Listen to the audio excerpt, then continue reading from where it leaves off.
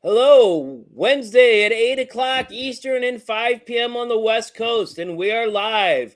Welcome, adventurers. I'm your guide, Sean McZoo. This is the Reptile Show Reporter.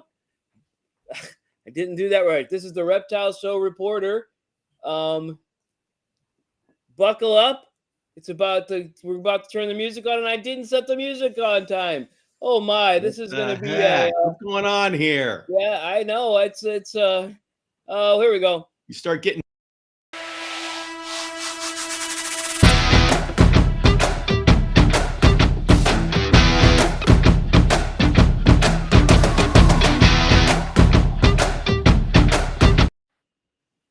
Wow, this is a strange start to a day. I thought I had it all down, and I even have it scripted out, and I couldn't read it. So, but I did get the music on. I just didn't have it ready. Bill Strand, the headmaster of the Chameleon Academy, as always, is with me today.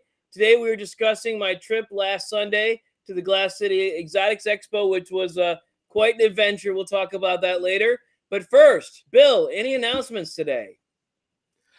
I have launched my first digital class. Wow. For anybody here in the reptile community that is interested in getting into 3D printing. This is something that's very cool. It gives us who work with niche species the ability to make things that we need that mass producers aren't going to make because there aren't enough of us. And it just is so cool to do what we can do. And if you know about the Chameleon Academy Journal, which is my bi-monthly magazine, I am starting a column. So in every episode, I am going to be having a 3D printed project, and I'm going to be including the file. So if anybody has a 3D printer, they can print it out. Wow. And what software do you need, Bill?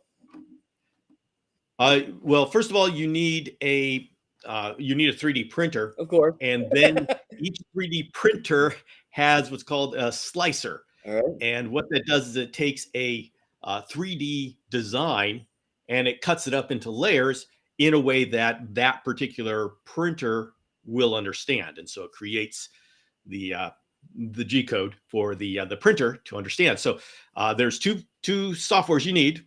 It's a 3D modeling software, and there's a free one out there. It's actually pretty simple to use and get started. You can do a lot with it. It's pretty powerful. And then the slicer, whatever printer you have, you'll figure out which software goes with it. So I'm going to be doing a class specifically for reptile keepers who want to get started. It assumes you have no background in 3D printing, and it's going to start. You can go to chameleonacademy.com. It's a paid course. It's $80, and it will run over 4 consecutive Saturdays. Okay, so it's something live that you can take part in. It is a live Zoom call, so it's not just a video. It is where I will be here with you all, just like a live session, and I'm going to be presenting, taking questions. It's fully interactive. The point of all of this is to give you the information you need to be confident to get your first 3D printer. I mean, you go on Amazon, type in 3D printer, and it's like, oh, you were totally overwhelmed. What is good here? And so I give you the basics of what 3D printing is, what you can do with it, how to pick a printer, what all these filaments is, and I even go into how to do the 3D design. Then we kind of follow up with, if you even want to make money with it, how do you do that? All right, but let's check the chat, because I forget to do it every week, and it's only 4 minutes in, and I was already on it. So let's see who's here. Two Turtle Tom's here. Mikey Ben is here. Mikey James Cross. Let's see. Eliza Ann. Eliza, hello. Let's see. Anybody else?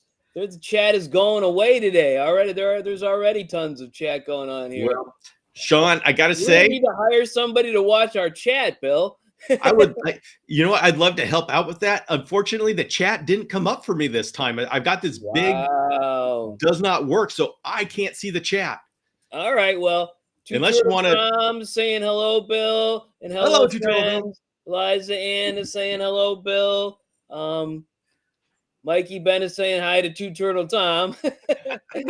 So we've got a whole lot going on there. So we'll keep it up. So welcome everyone. Thanks for being Well, here. you want me to log off and get back on and see if it comes back up? It doesn't matter. I All think right, I then can you're on chat. chat duty. I'm now an expert because That's right. I've been on multiple different Yeah, people's yeah. Let's talk about podcasts your and rise what to have you. fame But here. hey, now before we go on to my announcements, what is the price point for this going to be? This intelligence you're going to provide? The class itself is $80. Oh wow! So you don't have to be rich or famous to be able to get on there or know anything. So That's I right. think I I mean, the people qualify. who work for you could Right. afford it. I'm neither rich nor famous nor anything else. No, so I qualify. This is good. All right. Okay. Any other announcements, Bill? No, actually, I think that's been what I've been working on. Okay, the first project is going to be mending plates for putting two Reptibreezes together. Okay. That's going to be the first All project. right. Why would you bother to get a Reptibreeze where you could get a Dragon Strand cage? Well, Especially when you get 10 of them and have them adapted your way. that's one way to do it. Right, It's a great way to exactly. do it. All right. So that's the route I went, although I still haven't built all of them. I'm looking right at most of them here. But okay. All right. So podcast number 4 featuring Two Turtle Tom. It's the longest, and but it's a very good podcast. Thank you, Tom, for doing that with me. We talk everything. We talk about his perfect reptile show. We talk about how we met, which is a big long story, but I'll leave it for the podcast. We talk about turtles and tortoises and how they're related, how you can tell a turtle from a tortoise. There's a whole bunch of stuff in there, and I'm not going to tell you the answers to any of these things, but that launched yesterday, so that's podcast number 4. And that was great. Congratulations. Yes. And thank you to Tom. He says you are welcome. Let's see. Get rid of that and we'll go on to the next announcement. Today I became famous, I guess. Animals at Home podcast number 170, how to set up a misting and fogging system, which was actually recorded back on the day that we had Dylan here on this show, July 5th. So if you want to go back and watch the shows in order, the podcast was recorded first, and then Dylan was on our show, although we didn't connect the two necessarily, although both of them mentioned the other. So it was very cool. It was great to be a part of it. And just a reminder that Bill and I also talked about fogging back April 23rd of 2022. I was on his Saturday show talking about building your own fogger. You look under Chameleon Academy on YouTube, April 23rd of 2022, and we talk about it in depth. So that's another opportunity to see in what's going on there. What else is going on? Social media. I've done a lot more posts to Instagram, and that seems like a lot of people have noticed. So that's a good positive. So we're going to focus on that, but I'm going to continue to focus on YouTube as well, but to continue to focus on Facebook posts as well, which I missed one this week, but I doubled back and added onto it. So I don't think you can even tell because the pillars are numbered. So, okay. And then let's see, that was that social media posts. And Ann Panett is going to vet school. That's podcast number 2 of the Reptile Show Reporter that talks about her and what have you. That was done back in April probably of this year. Bill and I talked with her, and she dropped off. I'm fostering 8 of her geckos. So she dropped off 6 New Caledonia geckos and 2 of the giant day geckos. So I did finally get my giant day geckos. They're not mine to keep, but they're mine for a year to foster. So this will be kind of an experiment about, do we want these? She also dropped off 2 crested geckos, 2 chihuahuas, and 2 chameleon geckos, which I also have some of those. So, and if you want to learn about them, podcast number 3 is me and what's her name? Going blank. Didn't get much of a nap today. But Caitlin Edenfield from Reptiles of Eden talk about all these different geckos. That's where I got mine from, but I don't believe that's where she got all hers from, different locations. So, anyways, it was a crazy day yesterday when all this happened. I had to launch a podcast.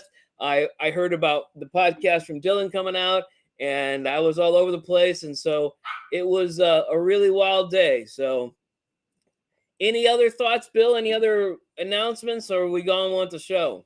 Oh, we go on with the show. I'm still working through the whole podcast. You and Dylan talked to a pretty long time, so that was pretty cool. I know it was like over an hour. How about that? And that's good I stuff. did notice that there were a lot of cuts in it though. So I wish you would have cut the part when I said that fogging was like the water sent like in a smaller amount in a mist. And I'm like, whoops. No, a cloud, a fog. Because we were differentiating yeah, he put that up misting front. and fogging. And he actually put that on as a teaser. Yeah. And so I'm like, oh my. I hope people watch this because I sound so dumb. Because I'm like, this is the difference between misting and fogging. And fogging is a mist. It's smaller than the misting. And I'm like, whoops. But I think I corrected it. Actually, when you hear it in context, it sounds a lot better, but you pull these things out, which I do in all my Bible. You know, he's got 170. That was the number I'm on now. I think he's got more done. And I've only got the 4 and the 3 of them without me being just the topic at hand. And so I pull out a little bit and I put it out of, out of context and what have you. I see how hard it is to navigate them and edit them. But you know what I noticed? His podcast, he actually goes back and forth. When the person's talking, he shows them on video, and when they're when they're not talking, he takes them off camera. So he's on camera, then I'm on camera, then he's on camera. That's a unique thing that would take a lot of work. But he also has a professional editor that does this kind of stuff, and that's what he uses his Patreon for to afford the professional editor, which I understand is around $500 an episode. So, I will take the $500 and go buy some other kind of creature or cage or accessory, because I'm not buying any more creatures right now. Hopefully, we'll see. Yeah, I don't think everybody realizes how much it takes, what it takes to produce a show and keep it going. I think we all think about back when YouTube was the day where you just throw something up and it goes. That's not the case. We have to pay for hosting of audio hosting, well, not video hosting if you're on YouTube, but then website hosting, and there's so many things that go into, and then your time, of course. So it's a lot to get a show going. All right, so Two Turtle Tom dropped a bomb, a mention for me, because I dropped the term partial pressure of water, or of related to the chameleon and their lungs and versus the air. And so that was in the middle of the podcast. So if you could get past the whole thing where I said fogging was like misting and corrected myself 2 seconds later, you get to the part where I'm sounding really genius about partial pressures of water in the air versus the chameleon's lungs. So I thanks for that, Tom. I did notice that. I'm like, wow, I sounded really good there. I wish he would have drawn that in as a part of the podcast, but it wouldn't have been as interesting. So people would be like, what the heck is that? So anyways, all right. So any other questions about the podcast? Boy, there's 2 new podcasts out. You can go back and review Bill's and my podcast from April of last year. There's all kinds of different things you can see on social media. So it's been a great week this week, although it was a lot of time in the making. It wasn't this kind of stuff doesn't happen overnight. That's why these lives are so great. It's unfortunate when you make a mistake and you don't have the beginning music and lead in ready, and you don't go to your chat or what have you, but because you can't fix that in post. But it is kind of cool. So the Glass City Exotic Expo, that was the one that's in Toledo, Ohio. I went to it this Sunday, which is 2 months after I did the last time. If you remember, Robert from Glass City Exotics runs that expo. He was here a couple weeks ago. He took him 3 times to get here, but third time was a charm, and we had a great conversation with him a couple weeks ago. I didn't actually write down the date on that one, but so I went back 2 months later, and wow, it's grown. It's bigger. He actually had 30 tables last time, and he has 37 now. So 37 tables in 2 months is an incredible growth rate. So well, yeah, with that, with only starting at 30, that's a pretty good percentage. Yeah, so yeah, so it's a very large percentage. It's what 37 divided, so it's in the 20% range, I think, off the top of my head. But yes, and it was great to be there and see all the people. And he had besides the 7 new vendors, he had a couple other vendors who were where people were before. So it wasn't just 7 new tables. There's some new vendors and some and what have you. And so it was pretty cool, and it was great to go to. They had, like he says, they had food. It was pancakes and sausages they were giving out. I don't know. I didn't get any because we were running a little late and behind, as we always are when we go on an adventure that takes that long. But so there was a lot of excitement though at the thing, because my puppy learned a new trick, or actually used a trick. So I'm sitting in the van with my daughter, who's in the wheelchair and in her seat, and the 2 puppies, and Jen goes out to take some pictures. And I was sitting there, and I felt like it's time to go to the restroom. I'm like, she's 2 seconds away from the car. I'm going to step out. It was running to keep everything cool. I close the door, and then Lady, my female beast, Cavachon, who's black and white and all of 14 pounds, decides she's going to lock the doors. They're electronic doors. She actually steps on the lock and locks the doors with the keys in it. And so I'm like, oh no, because I was heading towards the restroom and Jen wasn't there. She goes to open the door and she's like, I can't get in. I'm like, and so we're like cajoling her to open the door. And I'm like, you know what? We're going to give her some time, because they usually, as we're driving down the road, or as we're at different locations at like rest stops and things like that, they end up sitting on the open the door, close the door. I usually have the windows powered off so you can't use the windows, so they don't open the windows on the way or what have you. But apparently I didn't lock the windows, because the next thing I find out, I walk out, I go to the restroom, I come back, and Jen has convinced her to roll down my daughter's window. My daughter is disabled such in a way that she can't actually do anything for herself. She's got cerebral palsy, so she couldn't know. So she's laughing her head off, having a great time in there with the puppies and what have you, as the door's locked and we're panicking. So she rolls down the window, and we go, okay, we're just going to open that door. But it was the back of a van. It's a minivan, a Dodge Caravan, and it has child locks. So the child locks are on. So even though you could reach in and grab the handle, it doesn't open because the child locks are on, because the car is locked and running. And so the window's down, and it's only like partially down. You can't sneak in. And so then I'm like, oh my, what do we do now? So I had to convince the puppy to go to the front. And I'm like, okay, I'm going to go inside. Rob actually told me that there's one metal hanger hanging up. Go grab that one. We could finagle it to hit the lock. So I'm finagling. I'm trying to hit the lock. And while I'm there, Lady decides to come up. That's my female dog, and look and check out what I'm doing. And in the process, she unlocks the doors.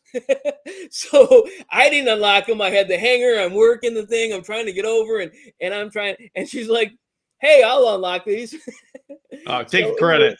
It was probably 10 or 15 minutes we were there worrying about the way the thing is. But they unlock the doors a lot when we're in the car with them. We just learned that we have to take the extra set of keys with us if we're going to leave the keys in the car, because it's not safe to trust the dogs. They're wonderful and awesome. I think we could have taken them in, but people do take them into some reptile shows, but I wasn't about to. But it was an exciting time, and it was a little bit of excitement, and so we got behind, and we were going to visit Jen's parents, and we got behind, and the whole day was kind of screwy because of that. But it was a little bit of excitement, and we got some neat dog tricks, and we got some good video of the whole thing. Always, gotta have record everything, and That's right. Well, so people can I see it like and that watch it. story. But so yeah, she worked another trick last night while Ann and her parents were over. She actually brought a bone in from outside, which she's not allowed to do, and she snuck it in. Jen caught her on the way in the door, but goes to the other dog had got in, and she Jen threw the bone out, and their two leads got connected, and she ran out 100 miles an hour to get the bone, and she pulled the other dog backwards out the door. And you can watch him. I actually have the video of it. You can watch him, like, the expression on his face as he's pulled backwards out the door. So and then she managed to get it again, and so we had to show her that we threw it out, because we're like, you just got to stop doing this. But interesting dog tricks that they do. But they're both only a year old, so very interesting. So what kind of questions do you have for me, Bill, about the expo? Well, I'm kind of interesting. You know that there's growth there. I'm interested. Do you have any idea? Did you talk to the promoter as to why there's growth? We talked at length. He's the one who told me about the growth. He attributed to a couple things. One of them was being on our show. Got him some growth, got some people that he never got before. But the others that was probably a minor thing. He actually had a guy there doing social media for him, and what have you. What else? The fact that some of the other shows in Toledo are going downhill, and we don't know why. This is why I'm asking, because the last news item was too many shows. The Saturday show before was canceled.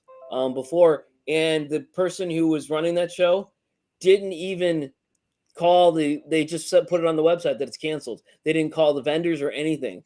And so, I mean, that's not why the growth is going on, because there was no relationship between the canceling, but some things are going up and some things are going down. So it seems very strange. Here in Ohio, the summers are lighter. I don't know why. You'd think that you'd come out, it's good weather, you get out to the Sure Reptile shows, but they're significantly lighter. All the shows seem to be a little bit lighter in the sense of attendees, not even in vendors, a few shows, but mostly it's attendees. But they get really busy as we get into school season. I don't know if it's vacations, people go somewhere else, or if they're busy doing their yard work, which they don't have to do in the winter. Of course, the leaves fall, and the people that got to be doing that kind of stuff. So I don't know if that's a good excuse or not, but he said, things are going great for him. And, he was also on the radio. He got a spot. He was on the radio, was not purposeful, paid a spot, but he had ended up being on the radio in Toledo. And they talked about his show and everything about him. And he did a little excerpt on his show there. So, and that was a 40,000 people area. He didn't it wasn't over the whole city, but it was 40,000. He's like, if I get 40,000 people through here, I can retire. I'm like, I don't think you could get them in here. It was a small VFW. I don't think you could get 40,000 people through in a whole month. But now, how often does this show happen? Every first Sunday of the month. So 12 times a year. All right. So it'd be very interesting to figure out why some shows are going down and this guy is doing better. Mm-hmm. Yep. I don't know, other than he's got a little more advertising and people, but he's Sunday and everybody else is Saturday. And here in this area, Northeast Ohio, most of the shows are on Sunday. And so there's more Saturday shows in that area, although the All Ohio show, which is related to the Medina one that I'm always going to, is the Saturday show, because they used to be back-to-back, Saturday then Sunday. But there's not a lot of Sunday shows in that area of the country. So I don't know if that's it, but that doesn't really explain it well enough. But things are getting out of hand here in California. Mm-hmm. Next year, 2024, the Reptile Super Show is going to be a network of shows. And on the same day, you're going to have the bird super show, succulent super show, I think fish super show, along with the reptile super show. So you're going to have 4 shows that you can go to with the same admission. So this is getting pretty wow. Cool. It's a multi-show ticket, huh? Is it all the same day then? Yep. Same day you go and you go to all 4.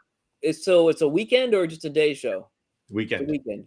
All of ours are weekends. Saturday, Sunday, not Friday. Yep. Okay.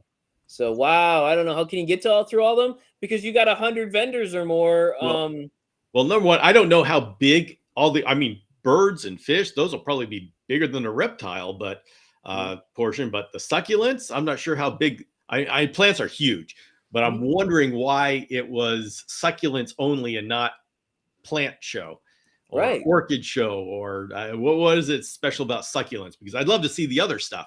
Much but it's strange because we have plant pop-ups. Like there's every month there's a different location where there's plant pop-up shows, which are all the same people who have who show up in a different location and sell them to you. But those are small shows. There's 20 vendors or 30 vendors, and it's a very small show. So it's strange, but those are all plants that are for home and what have you. Everything from your regular pothos to your most exotic succulent or what do you call it? Orchid, bug-eating plants. Carnivorous plants. Carnivorous plants, right? Exactly. Actually, Jen got some carnivorous plants at the Medina show a couple weeks ago, and they're doing very well on the front porch. So, excellent. And we heard you have to bring them in at some point. So we'll bring them in, and they have to be, I guess these particular ones have to be 40 degrees for a period of time. And I'm like, hey, that's what I got my my wine cooler for, because I had to diapause my brevicorn. Well, what kind of carnivorous plants are they? I don't even know off the top of my head. They look very much like others that I've seen. If you want, I could go grab them. I'm right next to the front door. Do you want me to go out and grab them, Bill? Well, it depends. I mean, you're in an area where you would be. I mean, Venus flytraps are from South Carolina.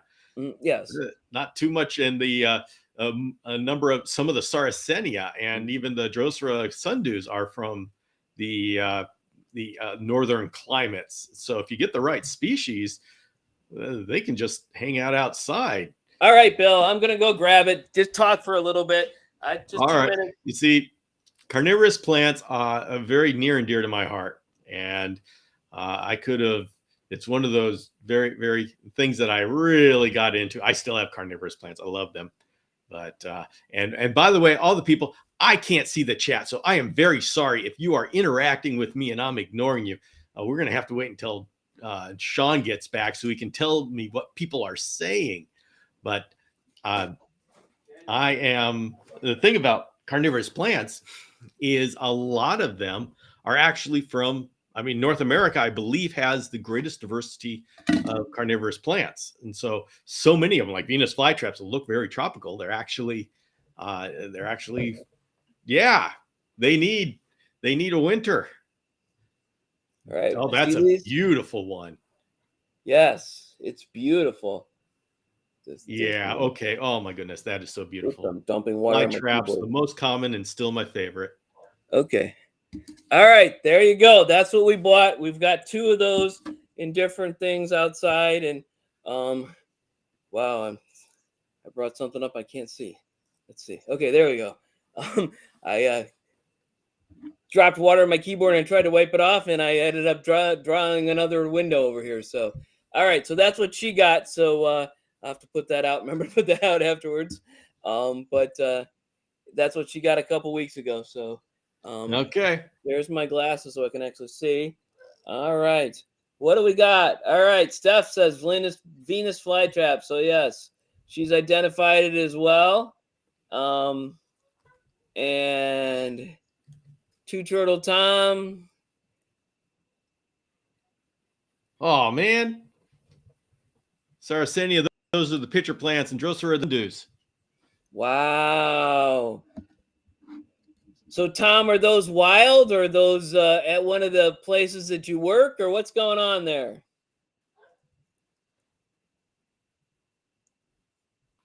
All right. Let's see. Who's this? Oh, that's Bill. Did you try to? Are you trying to do something? Yeah, I'm trying to get my chat. You're what? Let me try this. Okay, Bill is gone, and I'm alone here. Let's see. I'll add this Waiting. to the stream. This is Bill Strand too. We see What? blackness, Bill. you dropped off, and a black screen came on, but apparently you can still hear us. So there we are. So all right. Are you trying to get to the? Yes, I'm trying. Now I can see the chat. But I can't see Okay. anything that's been done before, but now I can see the chat. All right. I think you're a little bit of delay there, but that's okay. You're Bill Strand 2 now, so you're the second version of yourself. Which, after as many years as you've been around, a second version, I don't Yeah, know. that can be Would you trust useful. it or what? All right. He said they're wild, so okay. So they're wild, so they actually live around here. So that's Yeah. I didn't actually know that new information. Yes, and so on the podcast that Two Turtle Tom and I did, we talked plants and all about plants, and he's an expert in plants, and he's at at two different locations downtown at the what do you call it, the Arboretum? he's at the Holden Arboretum, and he's downtown at the botanical gardens down there, and that's where he got that's where he saw chameleons, and that all ties into how we met. So you go back to that, watch the podcast so we can talk about it. So all right. I got Eliza Ann looking out for me. All right, there you go. Okay, so we've hit 32 minutes, Bill. What more do you want to know about the show or any other show that we're talking about? Well, what kind of things were added? Snakes. More snakes. Okay. But that was not the major thing. There were rats and mice for sale, frozen and live, both for pets and for food. Of course, the frozen were for food. um, there were geckos. There were all kinds of New Caledonia geckos. There were birds because Robert actually breeds birds. So, and there was his wife's macaw. The wasn't for sale, but that bird was there. Well, I'll wonder, Mm. is there enough people coming through there that there's brisk business for the breeders? I can't tell because I was only there for about an hour, but it seemed like it was pretty brisk. Because this is significant. What the Mhm. system that you've got set up over in Ohio, different than here, because when breeders start and they breed, Mhm. they need an outlet. How do I Mhm. sell this? Do I morph market? Do I have to have a Mhm. website and all that? And if you have a consistent place that you can go to sell every month, Mhm. I mean, that is a way to encourage Mhm. breeders to Right. And so there was a support. new kid who would look to be 17 or 18. He was with his mom, and he had conures. She was asking what kind of birds were there. Conures and other small parrots is what he breeds. I'm not sure exactly what it is, but there was a kid who was breeding geckos of different type and bugs, and there was spiders, and a guy who was actually selling software to use um, to it was actually software built for spiders, but it was actually able to be used for everything, all kinds of pets to keep track of them. And so I may have him on sometime. He promised he'd get on, but he couldn't come on today. But he was the new person there.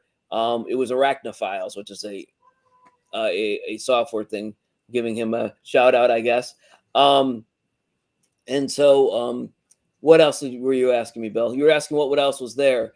So there's a lot of feeders. There's feeder bugs. Um, uh, there's feeder mice, and fortunately or unfortunately, Robert only lets and that's very common at shows. Robert only lets one feeder for mice and one feeder for bugs and what have you be at the show because competition would make it impossible. Both of them would fail, and so especially the small one. But even the woman who was the new feeder for mice said that she couldn't get into the other shows because they already had feeders, other feeder mice for different shows. So the show's not big enough to have two different frozen mice or what have you. Let's see. What's going? What kind of birds? We talked about that.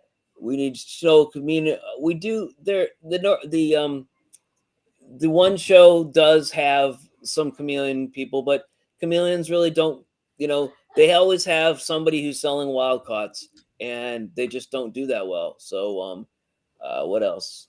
Two Turtle Tom, Northeast other breeds chameleons that could vend these shows. Me, but I don't breed enough of them. I think that's what he's getting at. Right. Yes, I think so. I don't breed enough of them, and I'm not going to keep. I very, very limited breeding bunches, and even though my chameleons are all over their cages, running out looking to breed, I have not bred them because I want to keep my numbers low and be able to individually raise them, just like Pardalis does. All right. Are you finding deals on supplies at expos excludes feeders? I don't know that there's deals on supplies per se. There's things you can't normally get. You could get branches there. You could get some of the snake supplies, hooks and things like that are a little bit cheaper there. Tongs can be a little bit cheaper, but you can also get those things on Amazon. So it's kind of a strange situation where you're competing with, just like reptile stores and pet stores are competing with the big guys. It's kind of hard to compete with that. So what else, Bill? Well, I'm thinking I would love to have something like that around here, to where we could have something that would pop up once a month and that would provide the ability for breeders, small breeders, to have an outlet to sell, which would really give that incentive to continue breeding. And that would just be, it'd be a great dynamic. Yes, because you can't really, because a lot of these things, they have so much variety on their tables, they're not breeding all of them, because it would be more than a full-time job to be breeding all of them. Yeah. It's when you have people just bringing in wild caught, that becomes an issue. So, right. Let's see. Two Turtle Tom saying our reptile shows no longer have deals. That's a consequence of the frequency of shows. Yeah, and that does make sense. If we have these big shows in California, people stock up for the show specifically just so they can sell a bunch of stuff at the show, and they bring in extra stuff to sell. So that makes sense, and that's why we get deals Sunday night.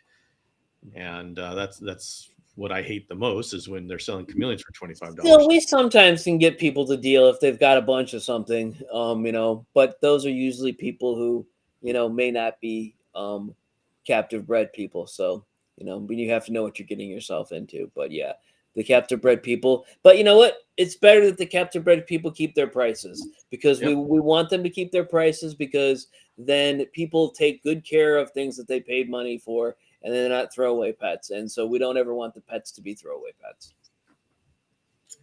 Yep, I agree with that. All right. So, well, what do you have planned? What shows do you have planned in the future? This Saturday is the All Ohio show in Columbus. So God willing and the creek don't rise, even if the creek rises, I'm going south. I'm going to go to Columbus and hit the show. I may go to the Sin City show, which is Cincinnati show, which is another hour and a half farther south on Sunday. I'm not sure if that one's going to be that way or not. And there'll be the potential for the weekend after that. There'll be there's an Indiana show that I may go to. It's the only one that there is no Ohio show that I haven't been to on the middle week this month. I don't know. They lined up the what do you call it? The Medina show, which is the All Cleveland show, lined up a week early, and so it's going to be the same weekend as the as this weekend. So it's going to be the same weekend as the All Ohio show. So I got to choose. Maybe I'll go to the All Ohio show on Sunday this week, or the All Ohio. I'm definitely going to the All Ohio show Saturday if all things go well, and if nothing happens with the back or the car or the puppies lock us out. I think we're going to be carrying the alternate set of keys for everything, everywhere. I'm going to put it in my pocket of my pants and take it with me everywhere, so I have it. But which is a good plan to be with, anyways. We thought about putting it with Jen's purse, but her purse was actually in the van too. So if we left, and then we'd had 2 sets of keys in the car. But anyways, those are the shows I intend to go to. I don't know what we're going to be doing next Wednesday. I'm actually taking a trip next week, but we'll be here, and so I'll be here. I'll have something to talk to you about, and we'll probably just talk about the All Ohio show. But we'll have to bring somebody on. I do know that Caitlin Edenfield will be there. The Reptiles of Eden will be at the All Ohio show, but she had some trouble with her connection last time we did that as well. So, but we'll probably meet some new people from there and expand the search. Well, I will be going to the Reptile Super Show this weekend. Okay. And I Where's figured that at now? It's a different location, though, right? Pomona. So that's Los Angeles. Okay. How far away are the 2 shows that you've gone to? They're about the same distance away from me. Okay. I'm in the middle. Okay. But that's perfect. It's going to be the same people. Mm-hmm. It's really not that much different. And I don't know what all went into having the 2 shows so close. I'm sure that was not a strategic thing, that it was probably, there was some politics involved and some reserving of the space. And so I'm sure there was something going on in the back that did that. But the back rooms, that's where all that politicking happens, right? Because I know there was a lot of that going on. It's like the venue did some dirty dog stuff that wasn't cool. So there may be some there may be them coming back and saying, we're sorry, we messed up, and we're going to treat you right this time. So who knows? So Turtle Tom is asking, do they have the same promoter for both these shows? Yes. Okay. This promoter, Rami, is in charge of the Super Show that goes in Anaheim in July, Pomona in August, and usually Pomona in January. I'm not sure. Let's see. So is this one, they're both of these 3 times a year, or is there a frequency of these, or is there a regular? It's usually once in January and then once in the summer, but it's looking like, we're going to have it Pomona in January. Mm-hmm. And then Anaheim again in July. So we'll see if there's another summer one in Pomona. So I'm counting on you to be a correspondent for me, Bill. So you need to get a guest for in the next 3 weeks or 4 weeks from one of these shows, from this show, right. And just to fill in one time. Yeah, I know you got 2 guests from the last show, so maybe get another guest for me as well, so I can, because beat reporter, that's just, you're going to be there and do whatever. But correspondent, you bring somebody on, you talk about different information. It's a level up. So I get, you mean I get like a gold star or something? I will send you a gold star in your mugs if we ever record a podcast about you. I think that's probably next week, but we'll see. All right. Any other questions for today? Anyone in the chat have any concerns or questions they want to ask? Yeah, concerns. All right. I'm concerned because I do seem like I'm a little tired this evening. It's been a long week already, and it's only Wednesday. But I'm on vacation next week, so there you go. I'm in need of vacation. That's what it is. All right. Thanks everyone for the time tonight. Good night. Thanks, Bill, for being here and asking all these great questions. And we'll talk next week. Same time, same channels. See y'all.